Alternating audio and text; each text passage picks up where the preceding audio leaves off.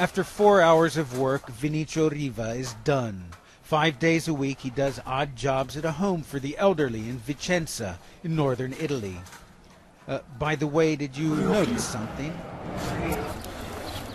Yes, 53-year-old Vinicio suffers from a hereditary genetic condition called neurofibromatosis type 1.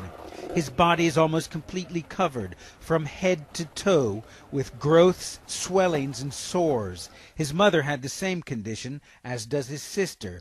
He's had it since the age of 15. His appearance often terrifies strangers. Vinicio recalls trying to take a seat on a bus, but being told by the passenger next to him to sit somewhere else. Stavo per dare una brutta risposta, ma sono trattigno. I wanted to answer back, but I controlled myself, he says. I felt my blood pressure rise. I wanted to leave the bus, but I had a doctor's appointment. There were lots of people on the bus, but no one said a word. Non sento via perché l'appuntamento io che ci vada. Not all strangers, however, react like that.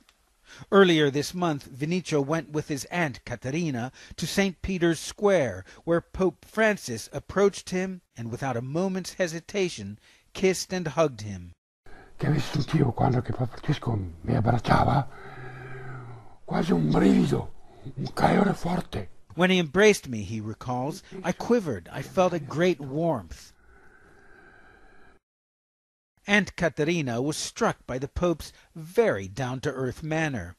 Mi ricordo che ho guardato le scarpe. I looked down at his shoes. They were like this, she says. I thought, yes, this is someone who really walks. And he was someone who, if he weren't wearing that clothing, you wouldn't even know he's the Pope. Since then, Vinicio has returned to his daily routines. He continues to work and root for his favorite soccer team, Juventus. But something has changed. The Pope's simple embrace was a signal to millions that underneath Vinicio's tortured surface is a fellow human being. Sì, mi sento più in forza, come dire. I feel stronger and happier, he tells me. I feel I can move ahead because the Lord is protecting me. Che il Signore ti protegga. However, he still has some unfinished business with Pope Francis. Mi spero che mi telefona. I hope he calls me so we can have a face-to-face meeting, says Vinicio. I have many things to tell him. Cosa vuoi dirlo? What do you want to tell him, I ask. Questo è un po' privato. That's a bit private, he replies. It's between him and I. No.